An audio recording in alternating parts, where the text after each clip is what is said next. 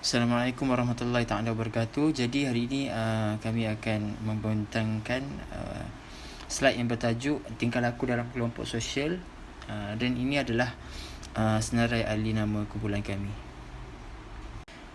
Dan dari segi definisinya ialah pengertian tingkah laku ini bermaksud tingkah laku manusia pada hakikatnya adalah suatu aktiviti daripada manusia itu sendiri.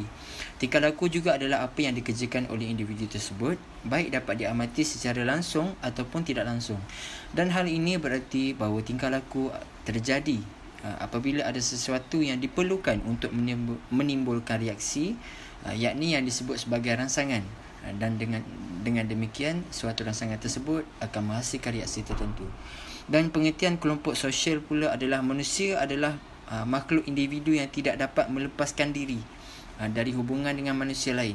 Maknanya kita ni saling bergantung lah. Dan sebagai akibat dari hubungan yang terjadi di antara individu-individu, yakni manusia itu sendiri, kemudian lahirlah kelompok-kelompok sosial, social group yang dilandasi oleh kesamaan-kesamaan kepentingan bersama. Dalam slide ini, kita akan mempelajari tentang perubahan tingkah laku melalui pembelajaran, perubahan tingkah laku bukan melalui pembelajaran, tingkah laku agresif, pembentukan tingkah laku berdasarkan teori barat, dan pembentukan tingkah laku berdasarkan Islam. Pertama, kita akan melihat tingkah laku dalam konteks pembelajaran. Perubahan tingkah laku melalui pembelajaran. Pembelajaran boleh dibahagikan kepada beberapa kategori. Kebanyakan ahli psikologi membezakan pembelajaran kepada dua kategori yang luas, iaitu pembelajaran kognitif persepsi dan juga pembelajaran tingkah laku. Yang pertama, kita tengok pembelajaran kognitif persepsi. Ia termasuk proses pembelajaran yang bergantung kepada operasi mental. Kita memati sekutum bunga yang sebelumnya tidak pernah kita temui dan membentuk imej mental mengenainya. Berfikir secara mendalam kerana cuba menyelesaikan masalah dan memperolehi maklumat baru mengenai sejarah Malaysia.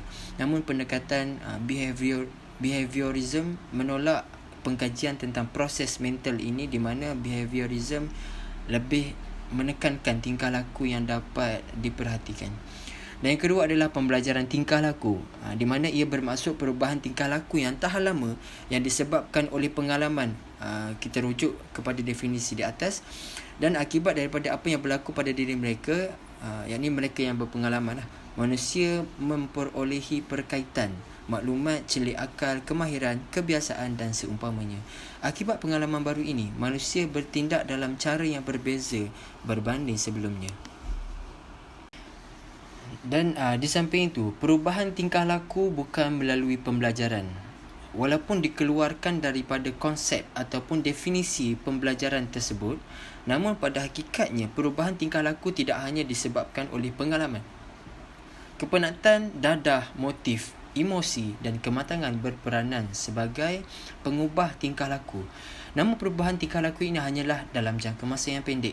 Sementara itu, dua faktor lain yang terpenting dalam mempengaruhi perubahan tingkah laku ialah kematangan dan pola tindakan tetap, yakni dipengaruhi oleh naluri kita sendiri.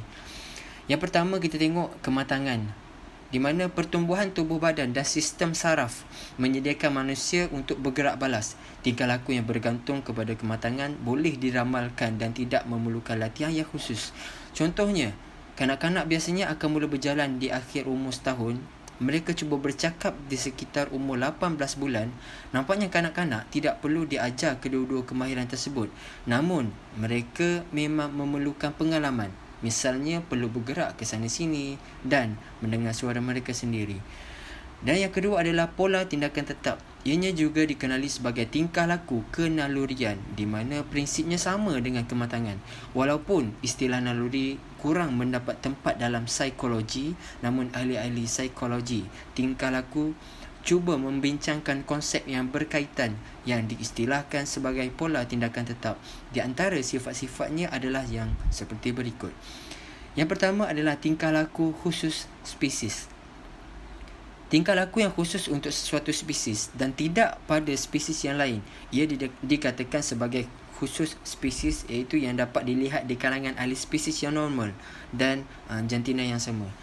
Misalnya anak penyu yang baru menetas dalam timbunan pasir akan cuba keluar daripada timbunan pasir tersebut dan menuju ke laut. Proses tingkah laku sedemikian tentunya tidak akan dilakukan oleh anak ayam walaupun berada dalam situasi atau keadaan yang sama. Seterusnya, tingkah laku adalah tetap. Tingkah laku berasaskan naluri adalah tetap, seragam dan tidak berubah-ubah dari semasa ke semasa dan dari generasi ke generasi. Ia bermaksud terlalu stereotip, sama sahaja tidak berubah-ubah. Tegasnya, sesuatu tingkah laku itu adalah tidak fleksibel. Misalnya, cara burung tempua membuat sarang adalah sama sejak dahulu dan malahan bentuk sarang tersebut adalah sama dari semasa ke semasa. Begitu juga dengan haiwan lain. Misalnya, makanan harimau adalah daging dan harimau tentunya tidak akan mengubah makanannya kepada rumput. Atas sebab inilah haiwan akan pupus sekiranya persekitarannya diubah. Pola tindakan tetap yang ketiga ialah tingkah laku tersebut adalah lengkap. Tingkah laku berasaskan naluri merupakan satu set tingkah laku untuk sesuatu matlamat yang di dalamnya terdapat beberapa bentuk atau jenis tingkah laku. Misalnya, setelah penyu menetas di dalam pasir, pertama anak penyu akan cuba keluar daripada timbunan pasir. Kedua, ia akan berjalan menuju ke laut dan seterusnya.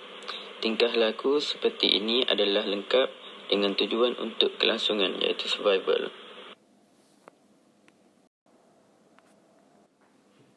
Selain itu, tingkah laku tersebut adalah sebahagian besarnya tidak dipelajari. Ciri utama tingkah laku berasaskan naluri ialah bahawa tingkah laku tersebut adalah diwarisi secara genetik.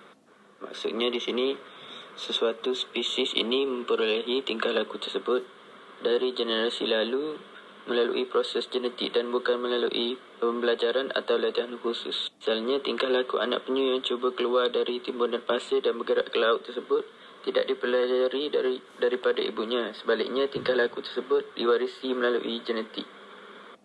Seterusnya, tingkah laku tersebut menentang perubahan atau modifikasi. Sebagaimana yang dijelaskan di atas, tingkah laku berasaskan naluri tidak akan berubah dan sukar untuk diubah suai walaupun kemungkinannya boleh melalui latihan yang intensif. Walaupun tingkah laku berasaskan naluri lebih merujuk kepada tingkah laku haiwan, namun dalam kes-kes tertentu ia juga terdapat di kalangan manusia. Daripada kajian misalnya, bayi yang pekak, buta juga menunjukkan tingkah laku senyum, ketawa dan menangis di mana mereka tentunya tidak belajar tingkah laku tersebut melalui pendengaran dan penglihatan. Tingkah laku agresif. Agresif ialah sebarang tingkah laku yang dirancang untuk mencederakan orang lain, iaitu tingkah laku yang harus dielakkan. Kekacauan, kejengkelan dan serangan semuanya adalah mudah menyebabkan seseorang itu untuk berasa marah. Perasaan marah ini adalah satu daripada unsur yang penting untuk menghasilkan tingkah laku agresif. Biasanya seseorang yang marah lebih cenderung untuk bersikap agresif. Ada juga seseorang itu bertindak agresif tanpa merasa agresif. Oleh itu, faktor untuk mengawal tingkah laku agresif sama penting dengan menimbulkan perasaan agresif. Pengetahuan lampau merupakan mekanisme penting menentukan manusia yang bertingkah laku agresif. Sebagai contoh, seorang anak yang melihat perbuatan ayah memukul ibunya di depan mata, hal ini secara tidak langsung mendorong anak tersebut untuk bertindak agresif pada masa akan datang. Jenis-jenis tingkah laku agresif. Terdapat dua kategori tingkah laku agresif di kalangan iaitu berbentuk instrumental iaitu penyerang proaktif dan bermatlamat iaitu penyerang reaktif. Tingkah laku agresif yang instrumental ialah berkaitan dengan sesuatu tujuan untuk mendapatkan sesuatu. Sebagai contoh, mencederakan sesuatu atau seseorang untuk mendapatkan sesuatu atau hendak menang dalam sesuatu permainan. Tingkah laku ini bukan bertujuan untuk mencederakan, tetapi bertujuan untuk mendapatkan matlamat yang mereka ingini. Golongan ini percaya keagresifan dapat mendatangkan keuntungan dan harga diri dapat dipertingkatkan dengan mendominasi orang lain sebelum perkara yang serius berlaku. Tingkah laku yang berbentuk matlamat, penyerang reaktif, mempunyai tujuan untuk mencederakan pihak lain. Contohnya, mencederakan sesuatu kerana perasaan benci atau iri hati. Golongan ini bersikap bermusuhan yang tinggi dan bertindak balas agresif berbanding golongan lain. Seterusnya, tingkah laku berdasarkan teori barat. Jika seseorang interaksi bersama rakan sebaya maupun individu yang lebih dewasa, ianya akan mempengaruhi cara seseorang itu bertingkah laku. Melalui interaksi yang berlaku ini, ia akan menimbulkan proses tindak balas dengan persekitarannya yang akan menghasilkan satu pengalaman tertentu. Asas ini juga dapat dilihat melalui teori behavioral yang menyatakan bahawa tingkah laku terbentuk melalui pengalaman yang dilalui oleh individu. Dengan perkataan lain, teori behavioral percaya personaliti seseorang dibentuk oleh pengalaman mereka. Pembentukan tingkah laku juga dikaitkan dengan trait personaliti individu. Merujuk teori personaliti teori besar 5, Big Five Theory, beberapa ciri personaliti mungkin wujud tingkah laku bermasalah, antaranya seperti neuroticism, iaitu emosi tidak stabil ataupun bimbang dan merasa tidak selamat. Yang kedua, low conscientiousness, tidak terurus dan tidak mampu membuat keputusan serta tidak boleh membuat keputusan. Seterusnya, low agreeableness, iaitu seorang yang degil, yang suka syak sangka, suka bermusuhan, dan yang akhir sekali ialah extraversion, iaitu suka berkawan serta suka bercakap dan suka bersosial. Sebagai contohnya, seorang remaja yang memiliki personaliti low agreeableness akan bersifat degil dan suka melawan serta mempunyai perasaan syak sangka terhadap orang lain. Dalam konteks ibu bapa pula, masalah anak remaja sebegini timbul disebabkan oleh ibu bapa kurang berinteraksi secara berkesan dengan anak-anak mereka. Teori humanistik pula menyatakan bahawa tingkah laku juga dikaitkan dengan kuasa dalaman yang akan memberi impak kepada individu dan berpotensi menjadikan individu tersebut seorang yang hebat serta menyumbang kepada masyarakat. Menurut Rogers, potensi yang terdapat dalam diri individu akan melahirkan esteem diri dan membantu kepada perkembangan potensi diri. Jika seseorang individu berada dalam situasi yang kondusif, potensi diri akan berkembang dan menjadi dominan dalam diri seseorang individu. Selain itu, pembentukan tingkah laku berdasarkan Islam. Menurut ajaran Islam, tingkah laku yang ditonjolkan oleh individu sama ada yang baik maupun yang buruk adalah berpunca daripada aspek rohani seseorang. Lebih khusus lagi, ianya merujuk kepada aspek pembentukan dan pendidikan hati. Baik atau buruk sesuatu tingkah laku itu berpunca dari keadaan hati seseorang itu. Dalam hubungan ini, Ibnu Daqiq Al-Aid turut memperakui bahawa gerakan anggota badan dan tingkah laku zahir seseorang sama ada yang baik maupun yang buruk itu berpunca dari keadaan hatinya. Lantaran itu pula, menurut Islam lagi, hati seseorang amat perlu dididik dan disuburkan dengan ajaran wahyu. Dalam erti kata lain, ianya perlu dibina dan disuburkan atas landasan iman yang merupakan tuntutan akidah Islam.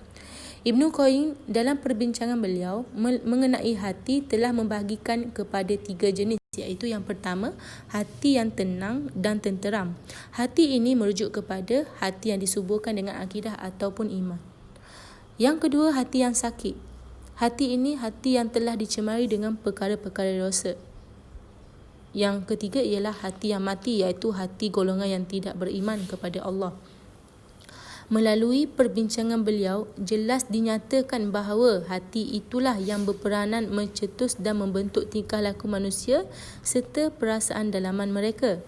Hati yang baik akan mencetuskan tingkah laku dan perasaan yang baik. Sebaliknya, hati yang dicemari dengan dosa akan menimbulkan tingkah laku yang tidak seimbang. Manakala hati yang mati pula bukan sahaja melahirkan tingkah laku yang buruk, bahkan tingkah laku tersebut mendominasi kehidupannya. Secara kesimpulan keseluruhannya, setiap kelompok sosial mempunyai corak tingkah laku yang berbeza. Tingkah laku yang terdapat pada seseorang individu bergantung kepada pengaruh kelompok sosial. Tidak kira sama ada tingkah laku tersebut merupakan tingkah laku yang positif maupun yang negatif. Hal ini dapat dilihat daripada pelbagai kelompok sosial yang terdapat di persekitaran kita. Oleh itu, kelompok sosial perlulah memainkan peranan yang sebetulnya agar tingkah laku yang terbentuk mempunyai nilai moral dan pengajaran yang tinggi.